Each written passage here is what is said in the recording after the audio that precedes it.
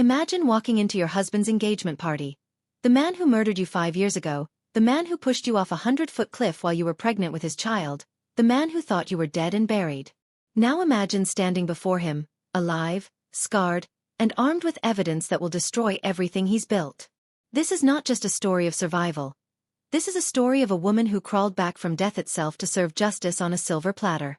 Welcome to K Smart's Mythic Tales, where we bring you the most gripping African family dramas that will leave you breathless. Thank you for your incredible support. You are the reason we keep bringing these powerful stories to life. Before we dive into the story, kindly subscribe, drop a comment below and tell us where you are watching from. Now let's get into this explosive story. The champagne glasses froze mid-air. The string quartet's melody died on the rooftop terrace of the Golden Tulip Hotel in Lagos. 200 guests, dressed in their finest aso-ebi and designer suits, turned toward the entrance where a woman stood silhouetted against the city's glittering skyline. Adanna Okafor walked into her husband's engagement party like a ghost summoned from the grave. She wore a simple black dress that hugged her lean frame, her natural hair twisted into elegant locks that cascaded past her shoulders. 5 years had carved away the softness from her face, leaving behind sharp cheekbones and eyes that burned with purpose. A thin scar traced her left temple, the only visible reminder of the night she'd been thrown off Olumo Rock. The bride-to-be, Chidera, young, beautiful, dripping in gold jewelry, clutched her fiancé's arm. That fiancé was Chike Okafor, Adanna's husband. The man who'd promised to love her until death. The man who'd made sure death came early. "Good evening," Adanna's voice cut through the shocked silence like a blade. "I hope I'm not interrupting anything important." Chike's face drained of color. His mouth opened and closed like a fish drowning in air. Behind him, his mother, Mama Nkechi, draped in expensive lace, clutched her chest as if the Holy Spirit himself had struck her. "Adanna?" Chike finally whispered. "But you're dead." Disappointed. Adanna smiled, but it didn't reach her eyes. "I apologize for ruining your celebration. You see, it's difficult to stay dead when you survive a 100-foot fall, drag yourself through the forest for 3 days with a broken leg and fractured ribs, and give birth to your son in a village clinic with no electricity." Gasps rippled through the crowd. Phones appeared, recording every moment. This would be all over Instagram before the night ended. Chidera's perfectly made-up face crumpled. "Chike, what is she talking about? You said your wife died in a car accident." "She did. I mean," Chike's eyes darted around desperately, seeking an escape route that didn't exist. "Adanna, you need to leave. You're obviously disturbed. Someone call security." But Adanna was already walking forward, her heels clicking against the marble floor with the steady rhythm of a war drum. The crowd parted before her like the Red Sea. She stopped 3 feet from Chike, close enough to see the panic in his eyes, the same eyes that had looked at her with such coldness that night on the cliff. "Do you remember what you said to me?" Her voice dropped low, intimate, forcing him to hear every word. "You said, 'I never loved you, Adanna. You were just convenient. But Chidera is my soulmate, and I won't let you ruin my happiness.' Those were the last words I heard before you pushed me." "You're lying." Chike's voice cracked. "Everyone here knows you're a disturbed woman. You were always jealous, always paranoid." "I have proof." 2 simple words. They landed like grenades. Adanna pulled out her phone and turned it toward the crowd. The video played on the large screen usually reserved for the couple's romantic montage. Instead, they watched Chike and Chidera, filmed 6 months before Adanna's death, wrapped in each other's arms in what looked like Chike's office. "Leave her," Chidera's voice purred from the speakers. "We can be together, baby. Just handle it." "I will," Chike's voice replied. "I promise." "Adanna won't be a problem much longer." The video cut to another clip, this one from a dashcam, showing Chike's car driving toward Olumo Rock on that fateful night. The timestamp was clear. The final clip showed Chike returning alone 2 hours later, fixing his collar, making a phone call. "It's done," video Chike said into the phone. "She fell. No way she survived that. Tomorrow, we report her missing." The terrace erupted in chaos. Guests shouted, cameras flashed, and Chidera backed away from Chike as if he'd suddenly become radioactive. Mama Nkechi wailed, praising God and calling down fire on enemies in the same breath. "You wanted me dead, Adanna said quietly, her voice somehow carrying over the noise. You wanted to erase me like I never existed. Like our marriage meant nothing. Like our son, her voice cracked just slightly. Like Kelechi meant nothing. Where is my grandson? Mama Nkechi suddenly shrieked, pushing through the crowd. Where is Kelechi? Safe, Adanna said. Somewhere you and your son will never touch him again. Chike's mask finally cracked completely. His face twisted with rage. You can't prove anything. That video could be fake. Everyone knows about deepfakes. You're right, Adanna agreed. Which is why I've also brought Detective Okonkwo from the Lagos State Police Department. He's very interested in reopening the investigation into my disappearance. Especially now that I've provided him with medical records documenting my injuries, witness statements from the village where I recovered, and phone records showing you and Chidera planning my murder for weeks. A tall man in plain clothes stepped forward from the crowd, flanked by 2 uniformed officers. Chike Okafor, Detective Okonkwo said formally, you're under arrest for attempted murder. Chike bolted.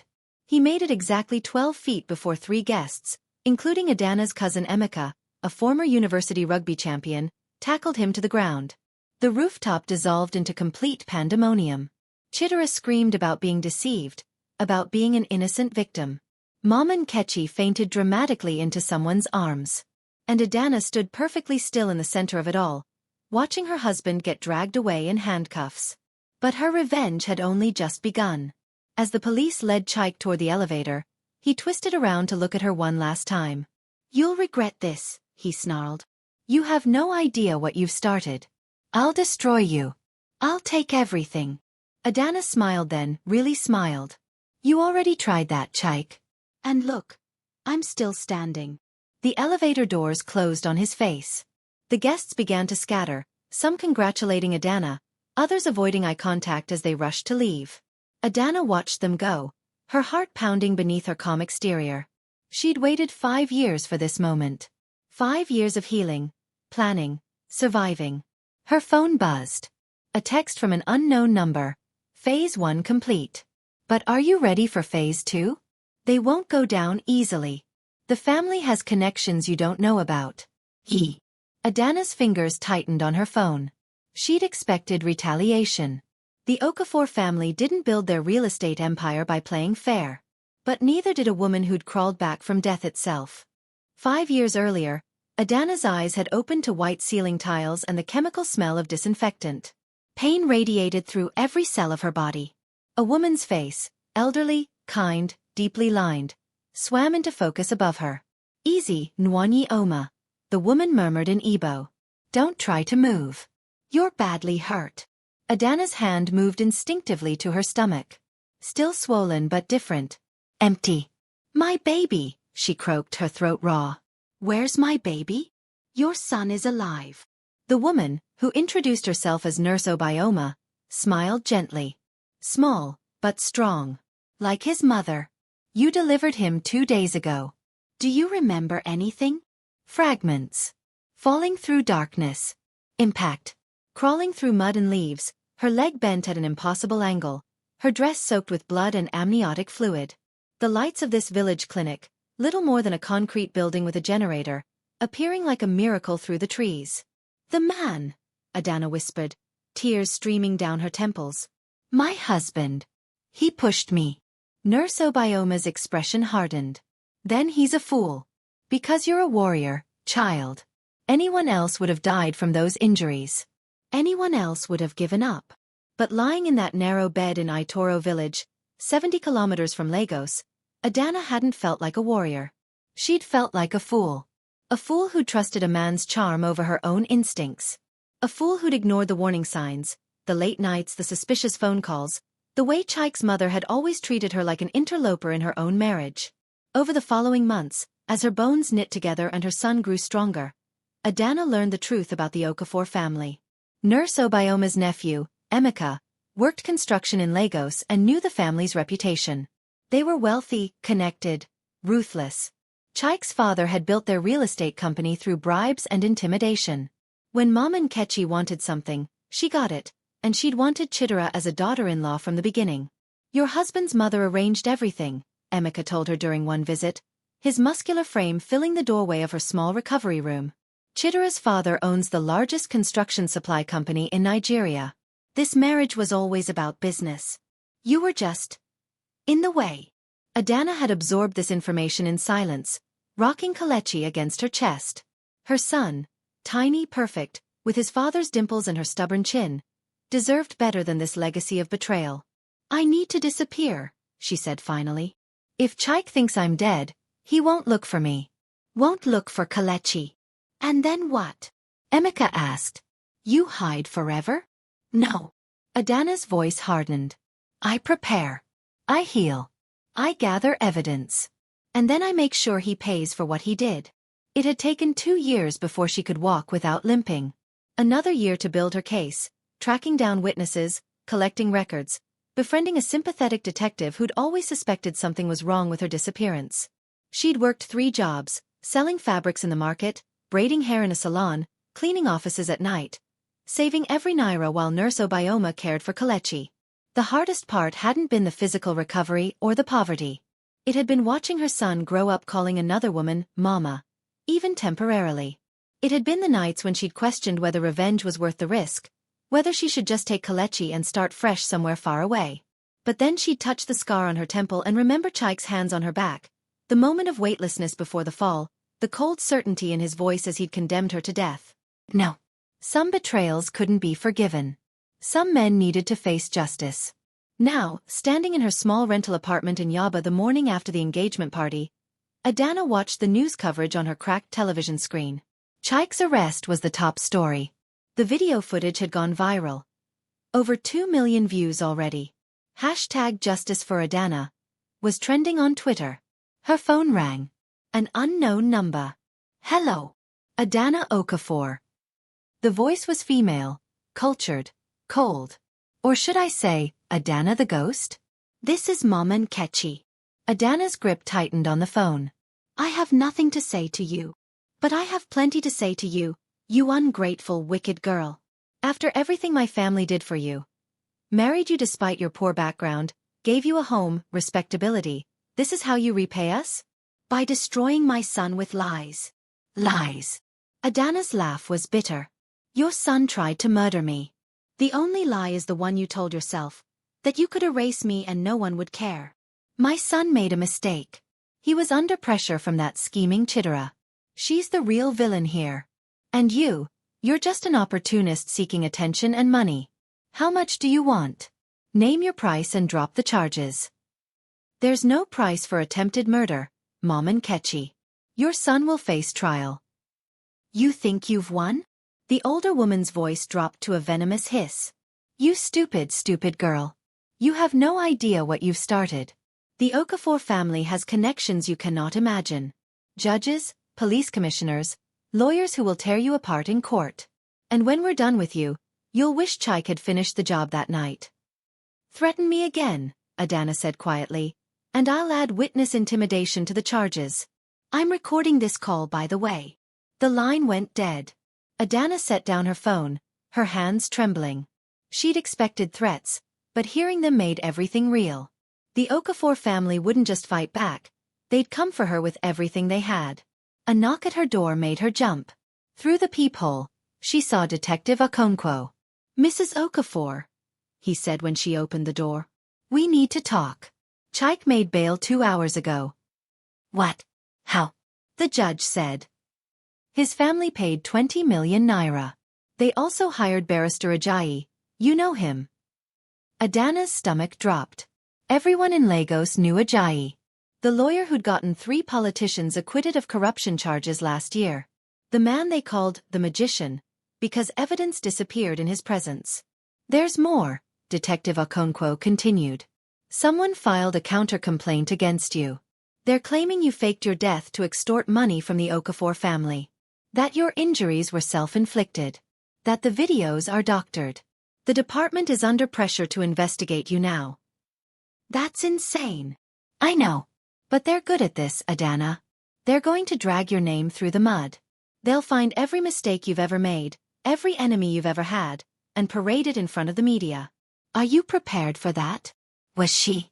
Adanna thought about Kelechi, Safe with Nurse Obioma in the village. About the scars on her body and the nightmares that still woke her screaming. About the woman she'd been before the fall. Naive, trusting, weak. I didn't survive a 100-foot drop to be intimidated by lawyers, she said firmly. Detective Okonkwo nodded approvingly. Good. Because I also have news. We found something in our investigation. Something that might change everything. Chike wasn't the only one involved in your attempted murder. What do you mean? I mean there were 3 sets of footprints at the cliff that night. Chike's, yours, and someone else's. Someone who stood by and watched it happen. Adanna's blood turned to ice. Who? That's what we need to find out. But whoever it was, they're still out there. And they might not be happy that you've come back. The headlines hit like mortar shells. Dead wife or master manipulator. The Adanna Okafor case takes a shocking turn. Exclusive. Friends say Adanna was obsessed with husband's money. Medical expert questions authenticity of cliff fall injuries. Adanna sat in Detective Okonkwo's office, watching the media circus unfold on his computer screen. In just 3 days, the narrative had flipped. The woman who'd been a viral sensation, the brave survivor seeking justice, was now being painted as a calculating gold digger who'd orchestrated an elaborate hoax. Barrister Ajayi's doing, Detective Okonkwo muttered, scrolling through articles. He's feeding stories to every gossip blog and morning show in Lagos. Look at this one. They're interviewing your old university roommate who claims you always said you'd marry rich or die trying. Fun me. Adanna felt betrayed all over again. We haven't spoken in 8 years. They paid her. That's what they do. Find anyone willing to say anything for the right price. He pulled up another tab. This one's worse. They've got a doctor, supposedly independent, saying your injuries could have been sustained in a car accident, not a fall. Claims the medical records from the village clinic are suspiciously vague. Because it was a village clinic with limited resources. They saved my life with what they had. I know. But it gives Ajayi ammunition. Detective Okonkwo leaned back in his chair, his face grave. Adanna, I'm going to be straight with you. The department is getting pressure from upstairs to drop this case. The Okafor family has friends in high places. My captain called me in yesterday and suggested maybe we should focus on more pressing matters. Are you saying you're giving up? I'm saying this is going to be harder than we thought. I believe you. The evidence supports you. But if the system won't back us up. He trailed off, looking genuinely pained. You need to prepare for the possibility that Chike might walk free. Adanna stood abruptly, her chair scraping against the floor. Then I'll fight this another way. Adanna, don't do anything. I'm not going to hurt anyone, detective. But I'm also not going to roll over and let them win. She left his office and stepped into the Lagos afternoon, the heat hitting her like a physical wall. Her phone had been ringing non-stop, reporters wanting interviews, strangers sending messages of both support and hatred. She'd turned it off hours ago. The taxi dropped her at Idumota Market, the heart of commerce on Lagos Island. Here, among the fabric stalls and electronics vendors, she found Emeka waiting outside a small cafe, his arms crossed over his broad chest. You look terrible, he said by way of greeting. Thank you, cousin. Very helpful. I'm serious. When's the last time you slept?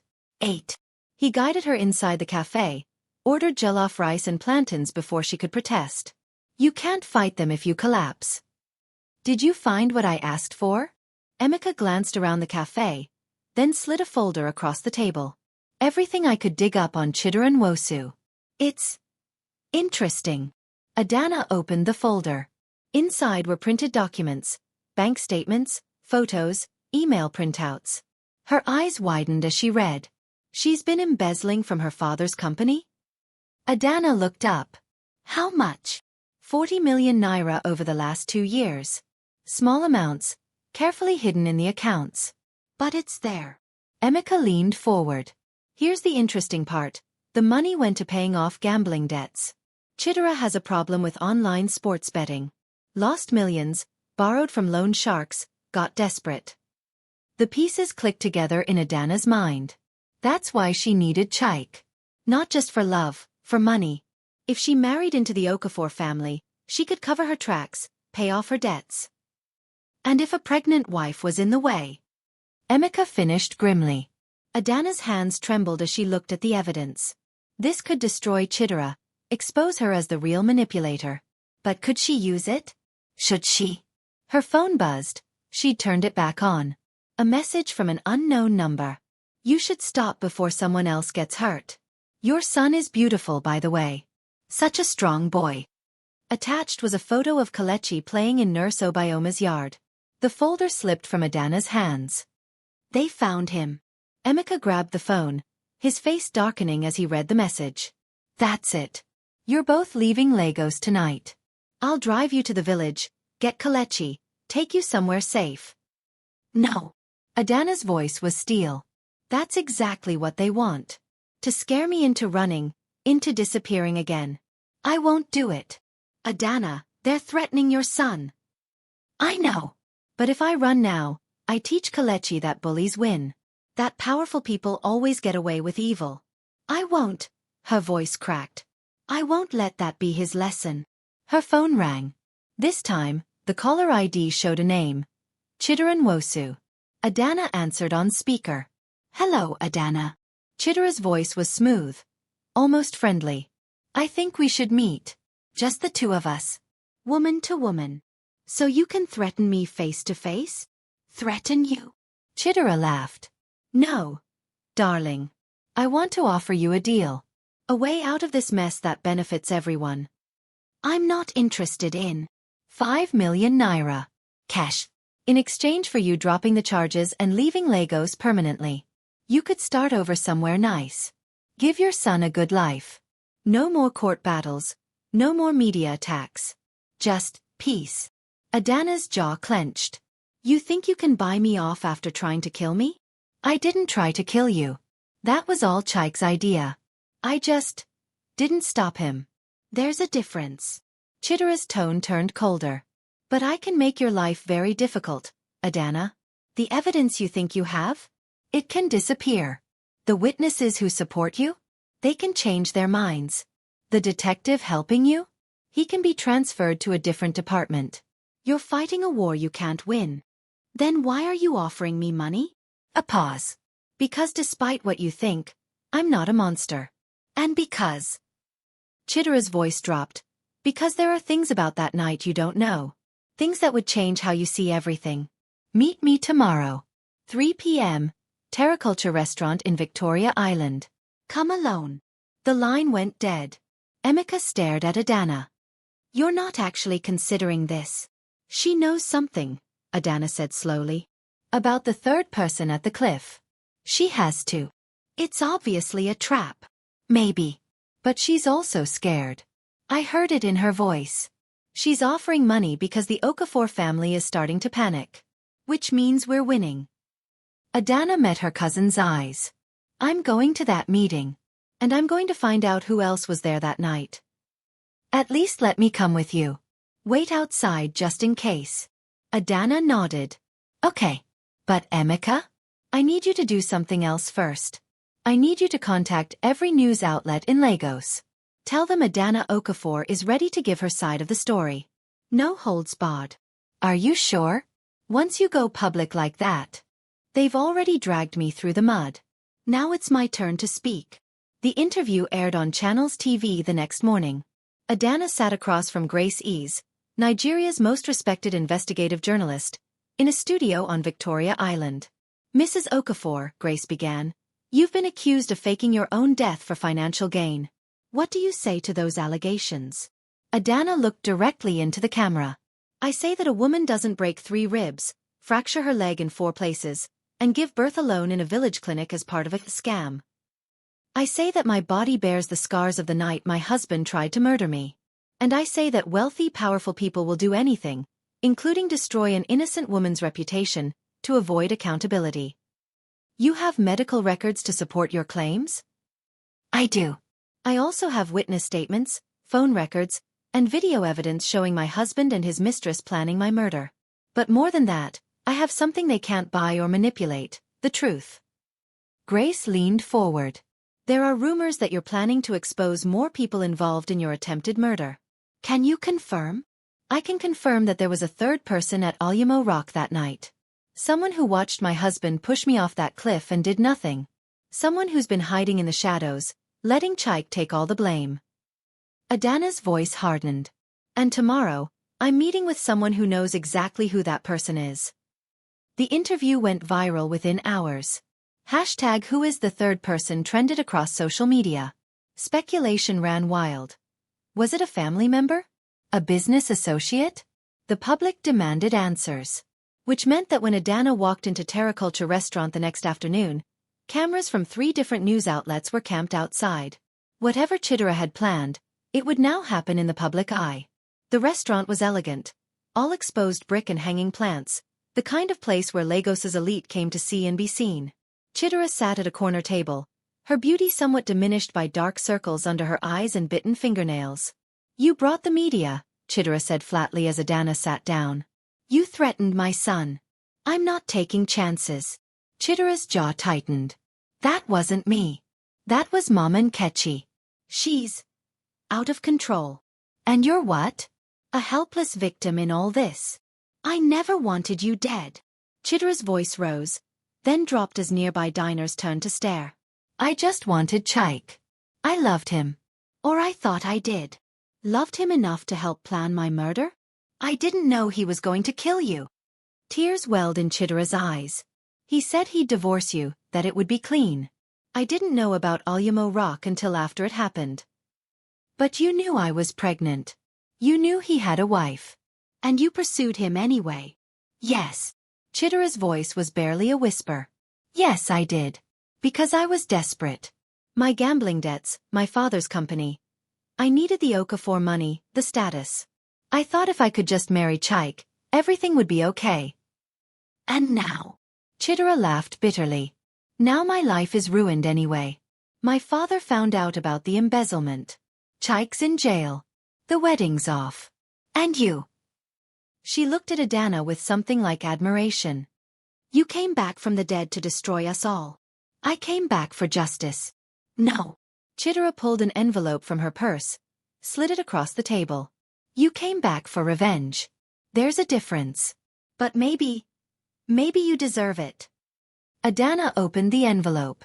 Inside was a single photograph, slightly blurry, taken at night, showing 3 people at the edge of Olumo Rock. Chike, Adanna, and Adanna's world tilted. That's impossible, she whispered. I wish it were, Chidera said. But now you know. The third person that night, the one who helped Chike push you? It was someone you trusted. Someone you never would have suspected. The photograph slipped from Adanna's hands as she stared at the face in the picture. The person who'd stood by and let her die. It was Emeka. Her cousin. Her protector. Her betrayer. Don't forget to like, subscribe, and share this story with someone who loves emotional drama. What do you think happens next? Comment below. Adanna couldn't breathe. The restaurant swam around her, the clinking glasses, the murmur of conversation, Chidera's face watching her with something like pity. None of it felt real. You're lying. But even as she said it, Adanna knew it was true. Details she'd ignored suddenly clicked into place. Emeka appearing at the village clinic so quickly after her fall, his detailed knowledge of the Okafor family, his insistence that she stay hidden, his eagerness to help her build a case. He'd been controlling the investigation from the inside. I'm sorry, Chidera said quietly. I debated whether to tell you. But you deserve to know who really destroyed your life. Why? Why would Emeka? He's my family. You should ask him that yourself. Chidera stood, leaving money on the table for the untouched food. But be careful, Adanna. If he's been lying about this, what else has he lied about? And more importantly, who's he been working for? Adanna sat frozen long after Chidera left, the photograph burning in her hand. Finally, she forced herself to move, to walk out past the cameras shouting questions she couldn't hear. Her phone rang, Emeka's number, but she couldn't bring herself to answer. Instead, she went to the one person who'd never lied to her. Nurse Obioma. The drive to Waitoro village took 3 hours through traffic-clogged highways and rutted rural roads. Dusk was falling when Adanna's taxi pulled up to the small house where she'd spent 2 years healing. Kelechi was playing in the front yard under Nurse Obioma's watchful eye, kicking a football with 2 other children. When he saw her, his face lit up. "Mama!" Adanna caught him in her arms, holding him tight, breathing in the sweet scent of his hair. 4 years old now, strong and healthy, with no memory of the night he'd been born. She'd kept him away from Lagos, from the media circus, from everything. But now she wondered if anywhere was safe. "Nwanyi Oma," Nurse Obioma said, reading Adanna's expression. "What's happened?" Inside, over peppery egusi soup that Adanna couldn't eat, she told the older woman everything. About Chidera's revelation, about Emeka's betrayal, about the photograph. Nurse Obioma listened in silence, her weathered face grave. When Adanna finished, she was quiet for a long moment. "I never trusted that boy," she finally said. "What? You never said." "Because I had no proof. Only instinct. But from the beginning, something felt wrong." Nurse Obioma stood, disappeared into her bedroom, and returned with a wooden box. Inside were letters, faded and yellowed. "After you were strong enough to leave the clinic, I started asking questions. About your accident, about your husband, about how you ended up in my village." She handed Adanna one of the letters. It was addressed to Emeka, dated 6 months before Adanna's fall, from a Lagos law firm. Adanna read it twice before the words made sense. "This is a payment confirmation. For 50 million naira. Transferred to Emeka's account from Okafor Real Estate Holdings." Keep reading. The next letter was a contract. An agreement for Emeka to provide consulting services to the Okafor family. Services that included discreet handling of personal family matters. Adanna's hands shook. They paid him. Chike's family paid Emeka to help murder me. "Not just help," Nurse Obioma said softly. "Look at the dates. The first payment was made weeks before your wedding anniversary. The night you went to Olumo Rock. They planned this for months, Adanna. And your cousin was involved from the very beginning." The betrayal crashed over Adanna in waves. Emeka, who'd played football with her as a child. Who'd stood at her wedding and given a tearful toast. Who'd held Kelechi when he was born and promised to protect him always. "He found me at the clinic," Adanna whispered. "I thought it was a miracle, that somehow news had reached him. But he knew exactly where to look because he'd been there that night. He watched them throw me off the cliff. And then he positioned himself as your savior," Nurse Obioma added. "The loyal cousin helping you get justice. All while controlling what evidence you found, what witnesses you talked to, making sure the investigation went exactly where the Okafor family wanted it to go." Adanna looked at her son, playing quietly with wooden blocks on the floor, oblivious to the adult conversation. She'd trusted Emeka with Kelechi's life. The thought made her physically ill. "Why?" Her voice broke. "Why would he do this? For money. People do terrible things for money, child. Especially when they're desperate." Emeka was drowning in debt. Bad business deals, bad women, bad choices. The Okafor family offered him a lifeline. All he had to do was help get rid of you. And he took it. Nurse Obioma placed a gnarled hand over Adanna's. "The question now is, what are you going to do about it?" Adanna's phone had 27 missed calls from Emeka by the time she checked it. She waited until Kelechi was asleep in Nurse Obioma's guest room. Then she called him back. He answered on the first ring. "Adanna. Thank God. I've been trying to reach you all day. Where are you? Are you safe?" His voice was so familiar, so concerned. He sounded exactly like the cousin she'd loved and trusted her whole life. "I met with Chidera," Adanna said calmly. "She told me some interesting things." A pause. "What kind of things?" "She showed me a photograph. From the night at Olumo Rock." The silence stretched. Adanna could almost hear Emeka thinking, calculating. "Adanna, I can explain. Were you there?" Her voice was ice. "Yes or no?" "It's not. It's more complicated than." "Yes or no, Emeka?" "Yes." His voice was barely audible. "Yes, I was there." The confirmation shouldn't have hurt, she'd already known, but hearing him admit it felt like being pushed off that cliff all over again. "Did you help them? Did you watch your own cousin get thrown to her death?" "I didn't help them." Now Emeka sounded desperate. "I tried to stop it, I swear. I told Chike not to do it, that we could find another way." "Another way to what? To murder me?" To get rid of me like garbage. To pay off your debt. Emeka shouted. Adanna, you don't understand. The Okafor family, they knew about your father's debts. The money he owed to the Acacia loan sharks before he died. Money that transferred to you as his only child. They were going to use it to destroy you, to take everything. I was trying to negotiate a deal, a way to pay it off. By helping them kill me? No. The plan was never supposed to involve violence. Chike said he'd just divorce you, pay a settlement, and part of that settlement would cover the debt. But then Chidera got greedy, Mom and Kechi got involved, and everything spiraled. Stop. Adanna's voice was cold. Stop lying. I've seen the contracts, Emeka. I know how much they paid you. 50 million naira. That wasn't debt negotiation money. That was blood money. Another long silence. When Emeka spoke again, his voice had changed. The desperation was gone, replaced by something harder. What are you going to do, Adanna? Turn me in? Your own family. You stopped being my family the night you stood on that cliff and watched me fall. I saved you. His voice rose. Who do you think told the village clinic to expect you? Who do you think paid for Kelechi's medical care those first few months? I felt guilty, okay? I tried to make it right. You want credit for saving a life you helped destroy? I want you to understand that nothing about this was simple. You think you're so righteous, so pure, but you married Chike for his money just like Chidera did. You got pregnant on purpose to trap him. That's not true. Isn't it? You were a poor girl from Ajagunal who snagged a rich man. Don't pretend you were some innocent victim. We all played the game. Adanna. I just played it better than you. The cruelty in his voice was shocking. This was the real Emeka, the one who'd been hiding behind a mask of family loyalty for 5 years. You're right, Adanna said quietly. I did marry Chike partly for security. I'm not ashamed of wanting a better life. But I never lied about loving him. I never betrayed him. And I certainly never tried to murder anyone. So noble, Emeka sneered. And where has that nobility gotten you?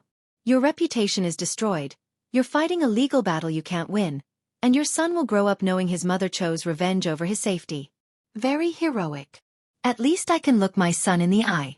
Can you? I don't have to explain myself to you or anyone else. And here's something you should know, cousin. You can't prove I was at that cliff. It's your word against mine. The photograph Chidera gave you? Inadmissible in court. Too grainy, too dark, taken illegally. Your detective friend already knows this. Ice flooded Adanna's veins. You talked to Detective Okonkwo? I talked to everyone. Adanna. How do you think I've stayed ahead of you this whole time? I know every move you're planning before you make it. I know the detective is about to be transferred to a new department. I know the prosecutor assigned to your case is having doubts. And I know that if you don't drop this vendetta, things are going to get much worse for you. Is that a threat? It's a fact. You want justice? Fine. Chike will probably serve a few years for assault. But you'll never prove conspiracy, never prove I was involved, and you'll spend the rest of your life looking over your shoulder, wondering if the Okafor family's patience will finally run out. They can't touch me now. I'm too public. Public figures die in Nigeria every day, Adanna. Accidents, robberies, mysterious illnesses. You think your viral fame will protect you? He laughed, but it held no humor. Drop the case. Take Chidera's money. Disappear. It's the only way you and Kelechi survive this. The line went dead. Adanna sat staring at her phone, her mind racing. Emeka was right about one thing. The photograph probably wasn't enough. She needed more evidence, more leverage. But where would she find it? A knock at the door made her jump. Nurse Obioma poked her head in. There's someone here to see you. Says it's urgent.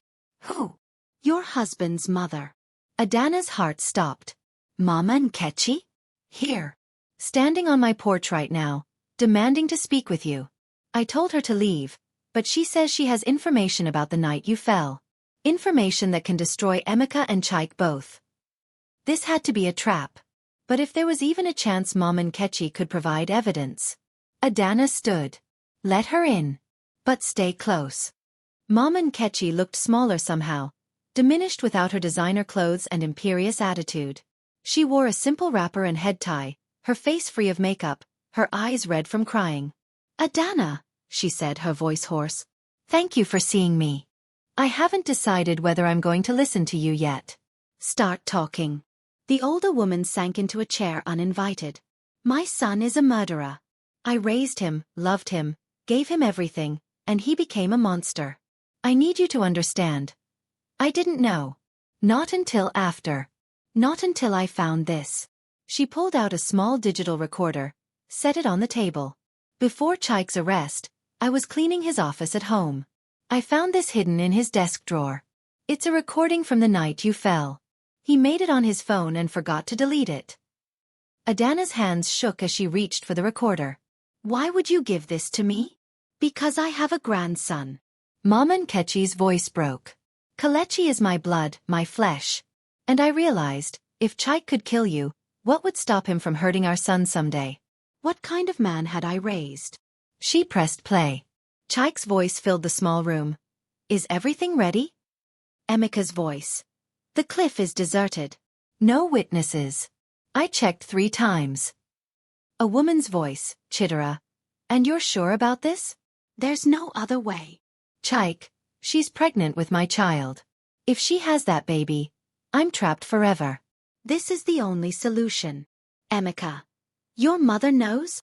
"Chidera. Mama Nkechi suggested it. Said Adanna was a gold digger. A leech. Said the family would be better off." The recording stopped. Adanna looked at Mama Nkechi, who was weeping silently. "I said those things," the older woman whispered. "I thought you were after our money. I thought you tricked my son into marriage. But I never told them to kill you. I said divorce, pay her off, make her leave. I never said." She couldn't finish. "But you knew," Adanna said coldly. "Maybe not the exact plan, but you knew something was going to happen that night. I thought they were going to scare you. Force you to sign divorce papers. I swear on my life, Adanna, I didn't know they planned to." Her voice dissolved into sobs. Nurse Obioma handed Mama Nkechi a glass of water. The older woman drank gratefully, then continued. "When I heard you died, I felt relief. God forgive me, but I did. I thought, now Chike can marry Chidera, the family can move forward, everything will be fine. But then you came back. And I started asking questions. And I realized my son, my only child, was capable of murder." She looked at Adanna with hollow eyes. "He's my son. But he's also a killer. And he needs to pay for what he did." Adanna picked up the recorder carefully, as if it might explode. "This is evidence. Real, admissible evidence. With this, we can prove conspiracy, prove Emeka's involvement, prove everything." "I know. That's why I'm giving it to you." Mama Nkechi stood shakily. "I'm not asking for forgiveness. I don't deserve it. But I am asking you to let me know my grandson. To let me try to be a better grandmother than I was a mother." "I don't trust you. I don't blame you. But Adanna, Kelechi deserves to know where he comes from. The good and the bad. And maybe." She hesitated. "Maybe teaching him about his father's mistakes will stop him from making the same ones." After Mama Nkechi left, Adanna sat in the darkness, listening to the recording again and again. Each time, the voices of the people who'd betrayed her felt more unreal. How had she been so blind? Her phone buzzed. A text from Detective Okonkwo. "Heard you have new evidence. Bring it to my office tomorrow. We're going to need it. Emeka filed a defamation lawsuit against you today. Claims you're trying to destroy his reputation with false accusations. Trial date set for next month." Adanna smiled grimly. Let Emeka bring his lawyers. She had something better now. The truth, in the conspirators' own voices. But as she climbed into bed beside her sleeping son, one thought kept her awake. If Mama Nkechi could betray her own son, if Emeka could betray family, if Chike could try to murder his pregnant wife, who else in her life had been lying? And more importantly, was this revenge, or justice? The Lagos High Court was a circus. Cameras lined the courthouse steps, reporters shouting questions as Adanna climbed toward the entrance, flanked by Detective Okonkwo and 2 security guards. Inside, spectators packed the gallery. Some supportive, holding signs reading #Justice for Adanna, others hostile, calling her a liar and a fraud. Chike sat at the defense table in an expensive suit, his face carefully neutral. Next to him, Barrister Ajayi shuffled papers with the confidence of a man who'd never lost a case. On the prosecution's side, a younger lawyer, Barrister Okoro, earnest and passionate, organized her files with shaking hands. First-time prosecutor, Detective Okonkwo muttered. The department's way of showing they don't really care if we win. Then we'll have to make them care, Adanna replied. The judge entered, Justice Adewale, a stern woman in her 60s known for her no-nonsense approach. All rise. The trial began. Barrister Ajayi opened with a performance, pacing before the jury with theatrical flair. Ladies and gentlemen, you are about to witness a masterclass in manipulation. The woman sitting before you, Adanna Okafor, wants you to believe she's a victim. She wants you to see her scars and assume innocence. But I will prove to you that those injuries, tragic though they may be, were the result of her own reckless choices, not attempted murder. He pointed at Chike. This man is a devoted husband, a successful businessman, a pillar of the community. Yes, he had an affair. Yes, he made mistakes. But murder? That's a convenient lie created by a bitter ex-wife seeking revenge and a payday. Barrister Okoro's opening statement was less polished but more emotional. She described the night at Olumo Rock, Adanna's injuries, her survival against impossible odds. The defendant didn't just try to kill his wife. He tried to kill his unborn child. And he almost succeeded. This case isn't about marriage problems or money. It's about a man who thought he could literally throw away a human life and face no consequences. The first witnesses were medical experts, arguing over Adanna's injuries. Ajayi's doctor claimed they could have been caused by a car accident. The prosecution's doctor said the pattern was consistent with a fall from significant height. Then came the video evidence. The courtroom fell silent as the dashcam footage played, showing Chike's car driving to Olumo Rock. But Ajayi was ready. This video proves only that my client drove to a scenic location with his wife. It proves nothing about his intentions. For all we know, they went there to talk, to reconcile. Your Honor, Barrister Okoro interrupted, the prosecution has additional audio evidence that directly contradicts that claim. She played Mama Nkechi's recording. The effect was electric. Gasps filled the courtroom as Chike's voice, cold, calculating, described his plan. As Emeka confirmed the cliff was deserted. As Chidera questioned whether murder was really necessary. Chike's mask finally cracked. His face went pale, and he whispered urgently to Barrister Ajayi, who looked genuinely shaken for the first time. Your Honor, Ajayi said, recovering quickly, the origin of this recording is questionable. We have no proof of when it was made, whether it's been edited, or even if those are truly the voices of. It's authentic. The voice came from the gallery. Everyone turned. Mama Nkechi stood, dressed in black, her face gaunt. I recorded it on my son's phone. I can provide phone records, metadata, everything you need. And I'm willing to testify that every word is true. Mama, no. Chike half rose from his seat, his face twisted with betrayal. You can't, how could you? Justice Adewale banged her gavel. Mr. Okafor, sit down. Madam, approach the bench. What followed was 3 hours of devastating testimony. Mama Nkechi described the family's plan, Chidera's gambling debts, Emeka's financial problems, the web of lies and money that had led to attempted murder. She wept as she spoke, but her voice never wavered. I thought I was protecting my family, she said. But I was enabling a monster.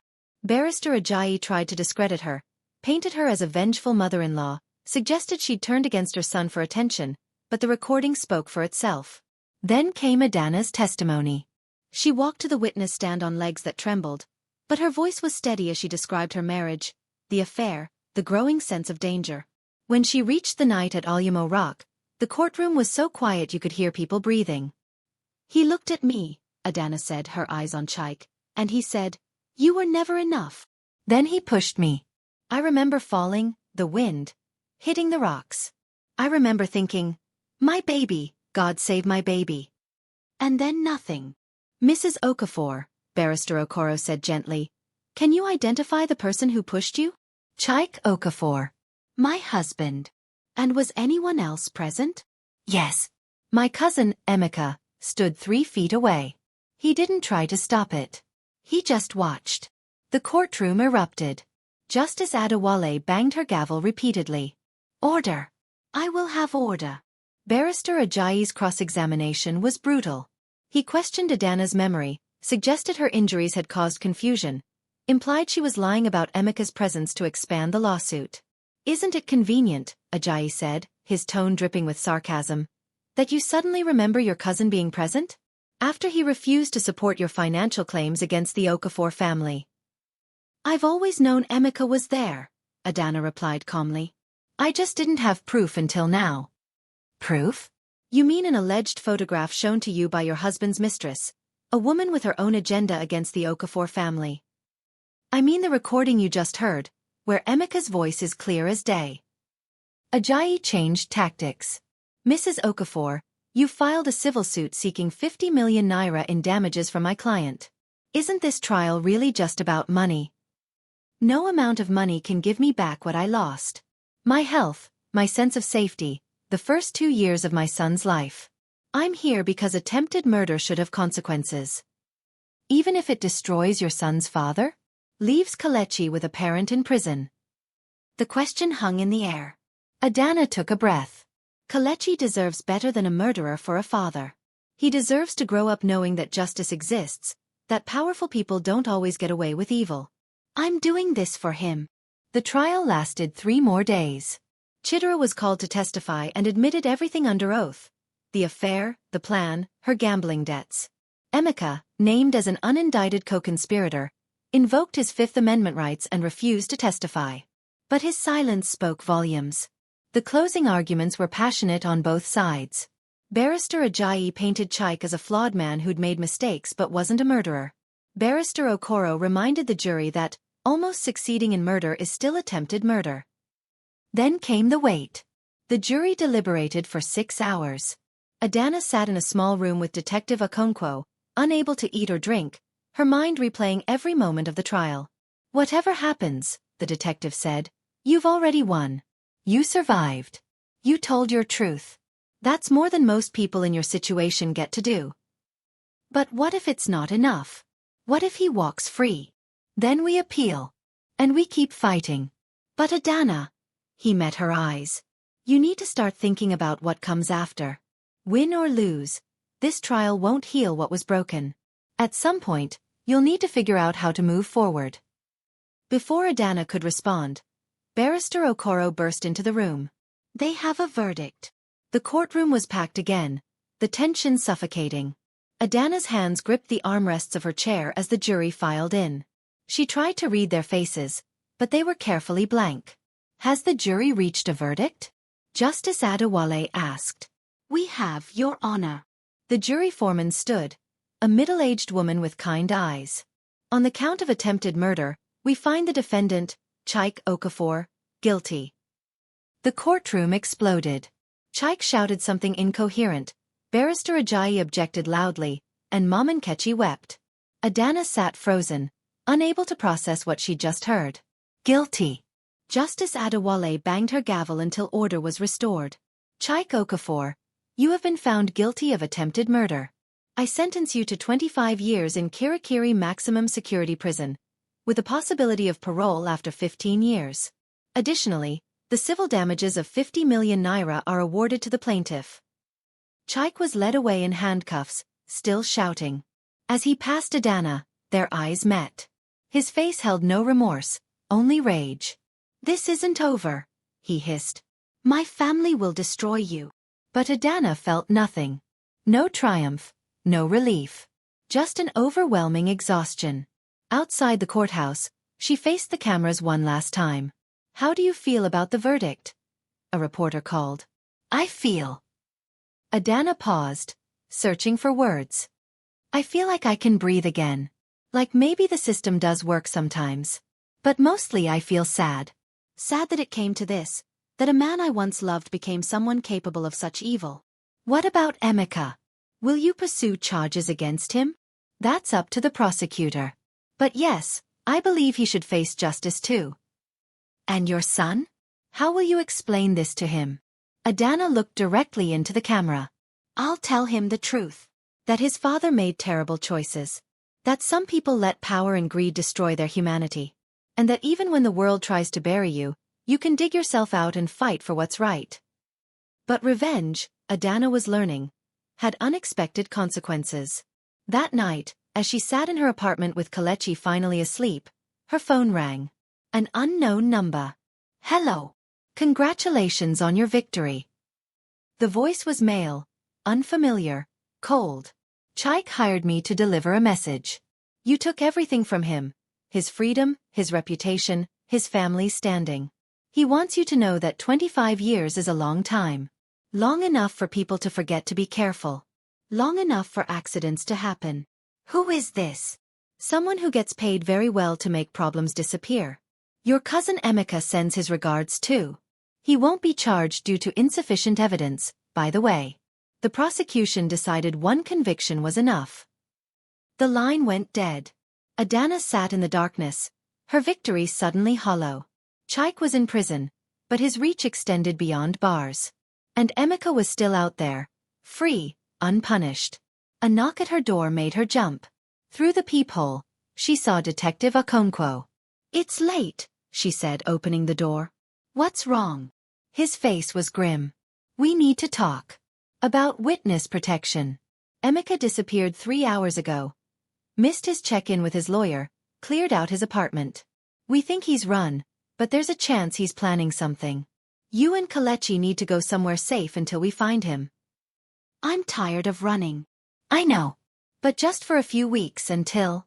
An explosion shook the building. Glass shattered. Car alarms screamed.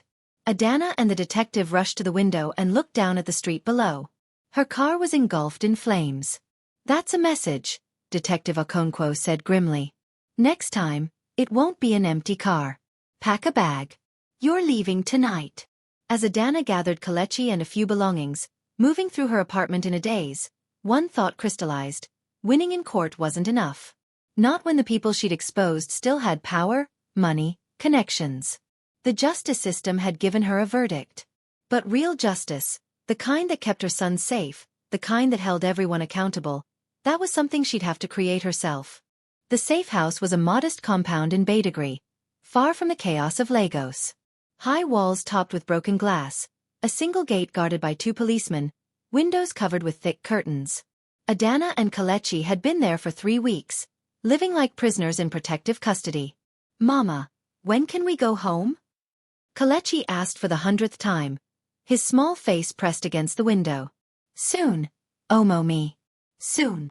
But Adanna wasn't sure that was true. Detective Okonkwo's updates grew grimmer each day. Emeka had vanished completely, likely fled to Ghana or Benin Republic. The Okafor family, despite Chike's conviction, still wielded influence. There'd been 2 more incidents, a break-in at Nurse Obioma's house, thankfully, she was visiting relatives, and someone following Adanna's lawyer home from court. You're living in fear, Detective Okonkwo had said during his last visit. That's not justice. That's just a different kind of prison. He was right. Adanna had survived attempted murder, won her case, exposed her betrayers, and yet she was still hiding, still looking over her shoulder, still waiting for the next threat. Something had to change. The idea came to her during a sleepless night, listening to rain hammer the tin roof. She'd been thinking about all the women who'd reached out to her after the trial. Hundreds of messages from women in abusive marriages, women who'd been betrayed, women too afraid to speak up because they'd seen what happened to those who did. You inspired me, one message had read. I left my husband after 20 years because of your courage. Another. My daughter was in a relationship with a man who threatened her. Your story gave her the strength to report him. Adanna had inspired others to fight back. But what good was that if she was still hiding? The next morning, she called Barrister Okoro. I want to do something with the money from the civil settlement, Adanna said. I want to start a foundation. For women escaping domestic violence, women who need legal help, shelter, protection. That's actually a beautiful idea. But Adanna, you're still in danger. Starting such a public venture will make it harder for them to touch me, Adanna finished. Right now, I'm just a court case that's fading from the news cycle. But if I become the face of a foundation, if I continue speaking out, I become too visible to harm without massive consequences. Or you become a bigger target. I'm already a target. At least this way, my life means something beyond revenge. Barrister Okoro was silent for a moment. Okay. I'll help you. But we do this smart. Maximum publicity, partnerships with international organizations, everything documented and transparent. We make you untouchable. The foundation launched 6 weeks later, Adanna's Voice, empowering women beyond survival. The press conference was held at a hotel in Ikeja, with security provided by the police and private guards. Adanna stood at a podium, Kelechi by her side, and spoke to a room full of journalists, activists, and donors. 5 years ago I died, she began. At least, that's what people were meant to believe. My husband pushed me off a cliff because I was inconvenient. Because ending my life was easier than respecting it. But I survived. And now, I want to help other women not just survive, but thrive. She outlined the foundation's mission. Free legal representation for women in abusive relationships, temporary housing for those fleeing danger, counseling services, job training. The civil settlement money would fund the first year. But they'd need donations to continue. I'm not doing this for redemption, Adanna said, her voice strong. I don't need to be redeemed. I didn't do anything wrong. I'm doing this because silence protects abusers. Because too many women die in the shadows while powerful men face no consequences. Because my son deserves to grow up in a Nigeria where justice isn't just for the wealthy. The response was overwhelming. By that evening, the foundation had received over 20 million naira in donations. By the end of the week, 50 million. International news outlets picked up the story. CNN, BBC, Al Jazeera. Transforming Adanna from a local scandal into a global symbol of resilience. And with visibility came protection. You're brilliant, Detective Okonkwo said, reviewing the security assessment for the foundation's new offices. They can't touch you now without creating an international incident. You've essentially made yourself bulletproof through publicity. Not bulletproof, Adanna corrected. Just harder to kill quietly. But the past wasn't finished with her yet. 2 months after the foundation launched, Mom and Kechi requested a meeting. Adanna almost refused. The woman had testified against Chike, yes, but she'd also enabled his worst instincts for years. Forgiveness felt impossible. Still, curiosity won. They met at a small restaurant in Lekki, a neutral space with large windows and plenty of witnesses. Mom and Kechi looked older, frielier, her expensive clothes replaced with simple church attire. Thank you for seeing me, she said quietly. I'm here. That doesn't mean I've forgiven you. I don't expect forgiveness. I don't deserve it. Mom and Kechi's hands twisted in her lap. I came because I want to help your foundation. I have money. Money Chike gave me from the business. Money I don't want anymore because it's tainted with blood. I want to donate it. All of it. 30 million naira. Adanna stared at her. Why? Because I have a grandson I'll probably never know. Because I raised a monster and need to do something good before I die. Because. Her voice broke. Because you remind me of my younger self. I was you once. I married into money, faced betrayal, survived. But instead of fighting back, I became part of the problem. I chose status over integrity. And my son paid the price for my cowardice. Chike made his own choices. Yes. But I taught him that women were disposable. That money mattered more than morality. That power meant never having to apologize. Mom and Kechi looked directly at Adanna. You broke that cycle. You refused to disappear. And now you're helping other women do the same. That's what I should have done 40 years ago. Adanna felt something shift inside her. Not quite forgiveness, but perhaps the beginning of understanding. Mom and Kechi was another victim of a system that taught women to compete rather than support each other, to enable abusive men in exchange for security. I'll accept your donation, Adanna said finally. But on one condition. Anything. You volunteer at the foundation. Not as a donor receiving praise, but as a counselor. You talk to women who are where you were, complicit in abuse, making excuses, choosing convenience over conscience. You help them see the truth before it's too late. Mom and Kechi's eyes filled with tears. I would be honored. The foundation grew rapidly. Within 6 months, they'd helped over 200 women leave abusive situations. Adanna's story, and her decision to turn pain into purpose, inspired donations from around the world. But one piece of the puzzle remained: Emeka. He surfaced unexpectedly, not with violence, but with a letter delivered to the foundation's office. Adanna read it alone in her office, her hands shaking. Adanna, I don't expect you to forgive me. I don't forgive myself. I stood on that cliff and watched you fall because I was a coward who chose money over family. Every day since, I've carried the weight of that choice. I can't undo what I did. But I can face it. I'm writing this from Abidjan, where I've been living under a false name. Tomorrow, I'm turning myself in to the Nigerian police. I've sent them a full confession, detailing everything. My involvement in the conspiracy, the money I received, all of it. I know it won't fix anything. But maybe it will give you some peace. And maybe, years from now, Kelechi can know that his uncle finally did one decent thing. I'm sorry isn't enough. But I'm sorry anyway. Emeka. Adanna read the letter 3 times. Emotions swirling. Anger, yes. But also something like pity. Emeka had destroyed himself for 50 million naira. Money that had given him no peace, no happiness, only guilt. 2 days later, Detective Okonkwo confirmed it. Emeka had surrendered at the Ikoyi police station. He was being charged as an accomplice to attempted murder. Trial date pending. How do you feel? The detective asked. Tired, Adanna admitted. But also, lighter? Like I can finally close this chapter. You've accomplished something remarkable, you know. Not just bringing your attackers to justice, but transforming your trauma into something that helps others. That takes real strength. Or stubbornness, Adanna said with a small smile. That too. A year after the trial, Adanna stood on a stage in Abuja at the African Women's Leadership Summit. She'd been invited to speak about resilience and redemption. Below her, hundreds of women, activists, politicians, survivors, looked up with expectant faces. Kelechi sat in the front row, now 5 years old, watching his mother with pride. I was asked to talk about redemption today, Adanna began. But I've realized I had the wrong idea about what that word means.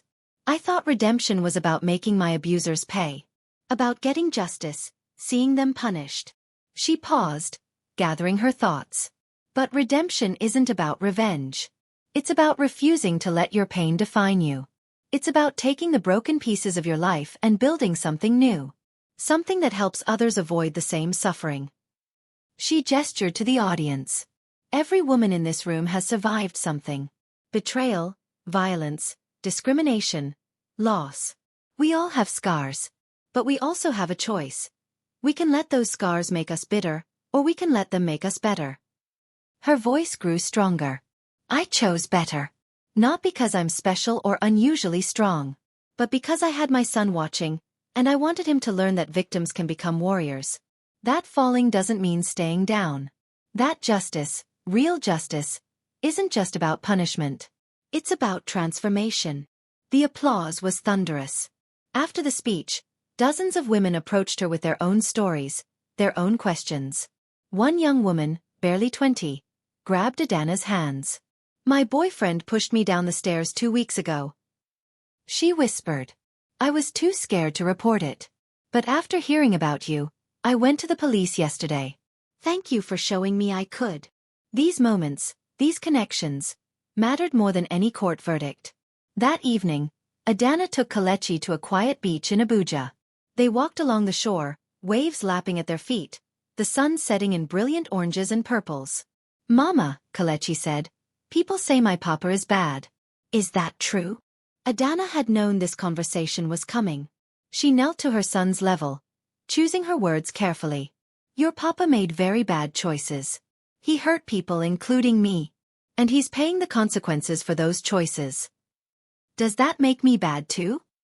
No, Omomi. Never. She cupped his face. You are not your father's mistakes. You are your own person, and you get to choose who you become. Do you understand? Kelechi nodded solemnly. I want to be like you, Mama. Strong and brave. Tears pricked Adanna's eyes. You already are, baby. You already are. They sat on the sand, watching the sunset, and Adanna felt something she hadn't felt in 6 years. Peace. Not the absence of pain, but the presence of purpose. She'd been pushed off a cliff, left for dead, betrayed by everyone she trusted. And she'd not only survived, she'd soared. The scars remained. The nightmares still came sometimes. But she'd transformed her tragedy into a foundation that would help thousands of women. She'd proven that even when the system failed, one voice could still demand justice. Her phone buzzed with a message from Nurse Obioma. "Proud of you, Nwanyi Oma. You've become the woman I always knew you were." Adanna smiled, typing back. "I learned from the best." As darkness fell over the beach, Kelechi asked one more question. "Mama, what happens next?" Adanna pulled him close, breathing in the scent of his hair, feeling the steady beat of his heart against her chest. "Next, my darling, we keep living. We keep fighting. We keep making sure that women like us never have to face the darkness alone. That's what happens next." And for the first time since that terrible night on Olumo Rock, Adanna believed in happy endings. Not the fairy tale kind where everything was perfect, but the real kind, where broken people picked up their pieces, where justice was fought for and won, where a woman thrown off a cliff could climb back up and change the world. That was redemption. That was victory. That was her story. And she was just getting started. The end. Thank you for joining us on Adanna's journey of resilience and redemption. If this story touched your heart, please like, subscribe, and share it with someone who needs to hear it. Remember, no matter how far you fall, you can always rise again. Comment below with your thoughts on this powerful story, and let us know what story you'd like to hear next on K Smart's Mythic Tales.